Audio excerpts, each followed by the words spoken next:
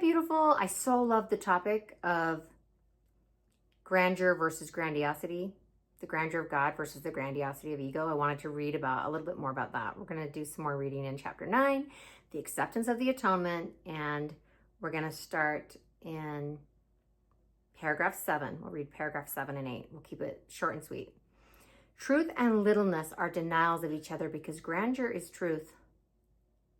Truth does not vacillate, it is always true. When grandeur slips away from you, you have replaced it with something you have made. Wow. Okay, pause here.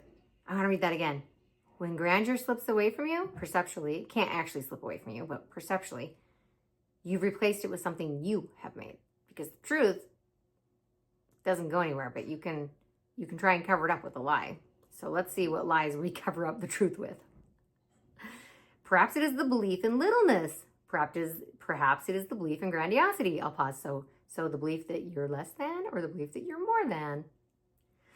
I'm going to pause here and say, sometimes we think that the belief that we're more than is pleasant because it's like, feels like a power position. It's not. It's fear-based. It's still fear-based. It's still petty and little and tiny. You don't need to be better than. That's a precarious place to be. 1, it's a lie. 2, why? Why do you need that unless you're afraid? Perhaps it is a belief in littleness, perhaps it is a belief in grandiosity, yet it must be insane because it is not true. Your grandeur will never deceive you, but your illusions always will. Illusions are deceptions. You cannot triumph, but you are exalted. Wow, let's do that again. You cannot triumph because triumph means you're trying to win or be better than someone and how could you do that when you're at one?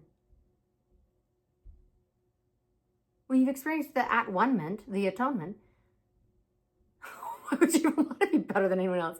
You love them with a perfect love, the way you love yourself, as them and them as you. It'd be silly. You cannot triumph, and you wouldn't even want to. Such a silly idea. But you are exalted. And in your exalted state, you seek others like you and rejoice with them. Beloved, thank you. That's you. In your exalted state, you seek others like you and rejoice with them. We let go of littleness and grandiosity because 1, they're lies, 2, they're silly, and they're not that fun. It is easy to distinguish grandeur from grandiosity because love is returned and pride is not. Oh my gosh, wow. I'm just going to pause and say, wow. Love is returned, pride is not. By their fruits you shall know them. Pride will not produce miracles and will therefore deprive you of the true witnesses to your reality. Truth is not obscure nor hidden, but its obviousness to you lies in the joy you bring to its witnesses who show it to you. They attest to your grandeur, but they cannot attest to pride because pride is not shared. God wants you to behold what he created because it is his joy. Wow. I'll just read the first sentence of paragraph 9. Can your grandeur be arrogant when God himself witnesses to it? I'll pause here and say, truth is humility.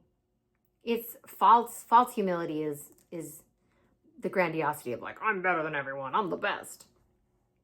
And that's not humility. However, acknowledging that you're the Son of God, perfect, whole, and complete, is perfect humility because it's the truth. And can your grandeur be arrogant when God himself witnesses to it? God created you in his image.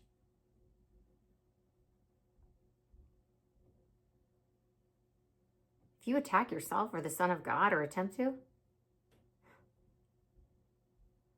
well, your true self would never do that and can't do that. But if the petty little delusionary imaginary ego tries to attack God and you go along with that delusion, that's a recipe for perceptual misery.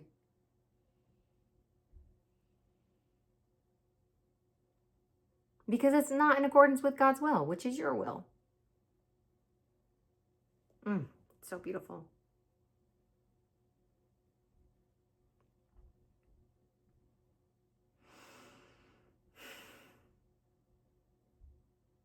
When grandeur slips away from you, you have replaced it with something you have made.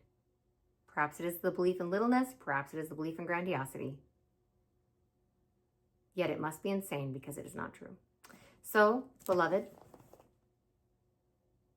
Today, anytime you're tempted to slip into grandiosity or littleness, let's remember what the Course says, that the ego depends on our willingness to tolerate it.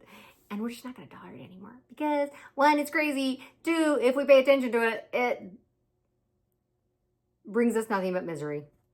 So, no, not going to tolerate ego anymore.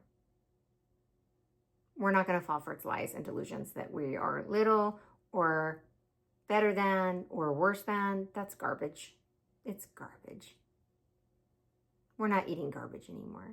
We're being invited to feast in the house of our Father. And it's a really nice meal. And after you've eaten that, you're not going to go back to the garbage. Okay, I love you. Thanks for being here. I'll see you soon. Mwah.